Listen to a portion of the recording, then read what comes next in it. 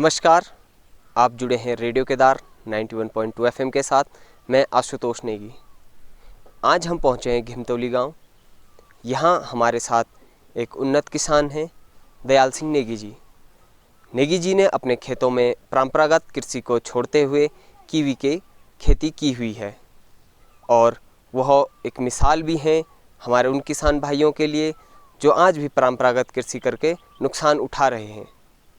तो आज हम मिलते हैं दयाल सिंह नेगी जी से और बात करते हैं कि कैसे उन्हें यह विचार आया और किस प्रकार से क्या किन लोगों से मदद लेते हुए उन्होंने इस खेती को किया और परिवार का कितना साथ मिला। अभी हमारे साथ घिमतौली ग्रामवासी दयाल सिंह नेगी जी हैं। नेगी जी, आपका स्वागत है हमारे चैनल। नमस्ते सर, मैं दयाल सिंह नेगी, सन ऑफ श्री भीम सिंह नेगी, ग्राम घिमतौली।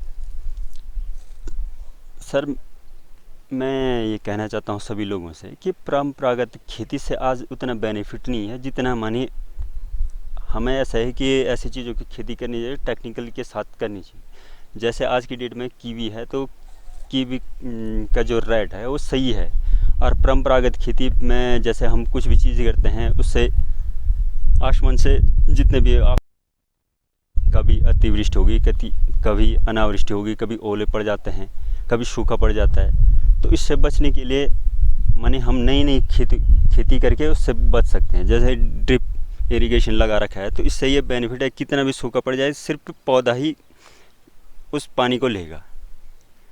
तो मैं पहले होटल लाइन में काम करता था तो वहाँ से ये आइडिया है कि भाई कीवी, जब कोई भी वहाँ फल मांगता था तो कीवी आता था, तो बड़े बड़े होटलों में देखा मैंने कि इसके रेट बहुत सही हैं। तो इसी वजह से मैंने सरकार से मदद मांगने के लिए बात कही कि सर मुझे कीवी के कुछ पौधे चाहिए, क्योंकि वहाँ का जो क्लाइमेट और यहाँ का क्लाइमेट सेम है। जो हिमाचल में जो क्लाइमेट है और यहाँ है, तो हिमाचल में बहुत सारे दोस्त लोग करते थे तो मैं उनके यहाँ देखने गया। सेब और कीवी का बहुत ज़्यादा वो है वहाँ पे, तो वहाँ से ये आइडिया है कि क्यों ना मैं अपने घर में भी ये चीज़ें कर सकता हूँ। तो मैंने सरकार से, उद्यान विभाग से बात की तो उन्होंने बोला कि अभी तो है नहीं, अगर जैसे भी होगी, सभी लोग जानते हैं, पापा को भी जानते हैं, मुझे जानते हैं, क्योंकि इससे पहले भी हम लोग सब्जी का काम करते हैं। तो इसी वजह से मैंने सोचा कि सब्जी का के साथ साथ अगर साथ में ये भी हो जाए तो हमारा ही बेनिफिट है।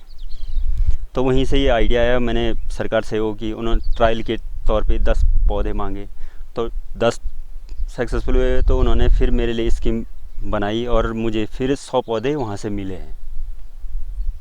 नेगी जी, कितनी आपकी उम्र है अभी? सर, मेरी उम्र अभी 36 साल है। और 36 साल की उम्र में जो आपने एक बेहतर परंपरागत कृषि को पीछे छोड़ते हुए यह काम किया है, अन्य किसानों को आप क्या कहना चाहेंगे? मैं यही कहना चाहता हूँ कि अगर हम टेक्निकल के साथ अगर खेती करते हैं तो हमारा ही बेनिफिट है, और हम जो केमिकल युक्त जो चीज़ें आती हैं उससे बच सकते हैं। कीवी की अभी आपकी फसल अब तैयार होने वाली है। कितने साल आपको इन पौधों को लगाए हुए हो? सर, इन्हें लगाए हुए 4था साल चल रहा है, और अभी आप देख रहे होंगे पिछले साल कुछ ही लगे थे, लेकिन इस साल बहुत सारे लगे हुए हैं। ये देख लिए फूल निकलने वाले हैं, ये पूरे उस पर ये देख लीजिए सर। पिछले साल सिर्फ 2 ही पे लगे हुए थे, लेकिन इस साल पूरे उन पे लग गए हैं। पहाड़ों में वर्तमान समय में बंदर, सूअर और अन्य जंगली जानवरों का खेती में नुकसान पहुंचाने के लिए उन्हें खतरे के रूप में देखा जा रहा है। तो किस प्रकार से आप अपने इन पौधों को बचाते हैं? सर जी, ये है कि बंदर जैसे या जंगली जानवर जो भी हैं, सबसे ज़्यादा यहाँ पे आतंक बंदरों का ही है। तो बंदरों से बचाने के लिए सबसे अच्छा आइडिया है कि कीवी की खेती की जाए, क्योंकि कीवी का जो फल है वो पेड़ पे नहीं पकता है। तो बंदर इस वजह से इसे ज़्यादा छेड़खानी नहीं वो करते हैं। इस फसल की तैयार करने के लिए कहाँ से आपने ट्रेनिंग ली? सर, इसके लिए मैं कुछ टाइम शिमला रहा, नोएडा में रहा। नोएडा से 7 दिन की ट्रेनिंग ले करके फिर ये काम स्टार्ट किया। तो आपसे प्रेरणा लेकर आपके गांव के ही अन्य लोग भी क्या इस फसल को बो रहे हैं या इसका उत्पादन कर रहे हैं? अभी काफ़ी लोग पूछ रहे हैं कि भाई इसके पौधे कहाँ से मिलेंगे या हमें मिल सकते हैं। काफ़ी लोग मेरे से बात की, मैंने विभाग से बात की, तो काफ़ी लोगों फिर गवर्नमेंट का ये है कि जब भी माने कुछ चीज़ वो करते हैं तो वो एक पैक में देते हैं कि भाई 1 या 2 पौधे नहीं देते हैं, क्योंकि ये 1 और 2 में वो नहीं होते हैं। जब भी लगाना होता है कि बल्क में लगाना होता है, क्योंकि एक क्लाइमेट तैयार हो जाता है। और क्या क्या सरकारी योजनाएं हैं जो आपके जहन में हैं कि कीवी के फसल को लेकर, जिससे और किसानों को भी लाभ मिल सके? कीवी का जो पौधे मिलेंगे तो वो सिर्फ विभाग से ही वो हो सकते हैं, क्योंकि यहाँ अगल बगल कोई नर्सरियाँ नहीं है कि जहाँ से ये चीज़ें मिल सके। उसके लिए विभाग से टच में रहना पड़ेगा, विभाग वालों के। तो विभाग हमें बता सकता है कि यहाँ से ये क्वालिटी के वो मिल सकते हैं, इसके पौधे मिल सकते हैं। कीवी की जो आपने फसल तैयार करी हुई है, इसका आइडिया आपको कहाँ से आया? इसका आइडिया मुझे जब मैं मसूरी में होटल में काम करता था, तो फिर वहाँ पे स्टोर इंचार्ज था मैं वहाँ पे। तो वहाँ पे जब आता था तो फिर देखा, मैंने इसकी कॉस्ट के बारे में पता किया, तो मैंने देखा कि ये काफ़ी कॉस्टली है और हमारे यहाँ हो भी सकती है, क्योंकि ये जब नेट पे सर्च मारा तो देखा कि ये ठंडे इलाकों में ही होती है। तो मैंने कहा क्यों ना इसका बेनिफिट ये वो किया जाए कि ये आइडिया हमारे घर पे काम कर देगा तो बहुत अच्छी बात है। तो फिर वहाँ से मैं विभाग के टच में था ही, विभाग वालों से बात की तो उन्होंने कहा कि अभी तो स्कीम है नहीं, लेकिन मैंने कहा सर एनी कॉस्ट मुझे 10 पेड़ मिल सकते हैं। फिर उन्होंने कहा कि ठीक है हम व्यवस्था करेंगे। बोला बहुत सारे लोग कहते, लोगों का एक वो है कि विभाग से अगर कोई भी चीज़ फ्री मिलती है तो घर तो ले जाते हैं, लेकिन कोई लगाता नहीं है। तो इस वजह से मैंने कहा सर एनी कॉस्ट पे माने मैं 10 पौधे खरीदूँगा, अगर होंगे तो मैं आपसे फिर स्कीम लूँगा। फिर वहाँ से उन्होंने मेरे को दूसरे साल 10 पौधे दिलवा दिए। फिर जब वो देखने आए तो उन्होंने देखा 1 साल बाद, तो देखा कि अच्छी बढ़त हो रखी है पौधों की। फिर उन्होंने कहा ठीक है आपके पूरे पैक जितना भी आपकी खेती है पूरे के लिए वो बनाते हैं आपके लिए। मैंने कहा ठीक है सर। फिर दूसरे साल गवर्नमेंट ने मुझे 100 पौधे फिर और दे दिए। तो वहाँ से मुझे गवर्नमेंट का सपोर्ट मिलना स्टार्ट हो गया। अभी उन्होंने ये ड्रिप इरिगेशन उन्होंने दे रखी है कि उन्होंने कहा कि जैसे आपके पास पानी कम है तो उसकी बचत कैसे करनी है। जब मैं ट्रेनिंग में गया तो वहाँ मुझे मालूम था कि ड्रिप इरिगेशन, जब नोएडा में गया तो वहाँ पे टोटली ही टेक्निकल फार्म है वो, तो वहाँ पे एक आदमी ही माने पूरे फार्म को चलाता है, क्योंकि वहाँ पे सारा चीज़ कंप्यूटराइज है। वहाँ कंप्यूटर पे फिट किया हुआ है पानी किस पौधे को कितना पानी देता है, कितना खाद देनी है, कितना कुछ भी चीज़ की ज़रूरत है तो कंप्यूटराइज पे फिट कर रखे हैं आंकड़े वो ही। तो मैंने कहा क्यों ना हमारे यहाँ भी ये हो सकता है। मेरे पास पानी है ही लेकिन कम है, अगर मेरे पास बहुत सारा पानी होता तो और चीज़ भी सोचता मैं। तो आप कीवी के अलावा और कौन कौन सी फसलों का यहाँ पर उत्पादन करते हैं? लगा तो मौसम के हिसाब से, जो हमारे यहाँ के क्लाइमेट के हिसाब से, जैसे माल्टा हो गया, ये क्या बोलते हैं खुमानी हो गई, सेब हो गए, आड़ू हो गए, अनार हो गए, जितनी भी चीज़ें हैं, अखरोट हो गया, तो उन सारे चीज़ों के माने 8-8, 10-10 पेड़ ऐसे हर चीज़ के लगा रखे हैं। अंगूर हो गया।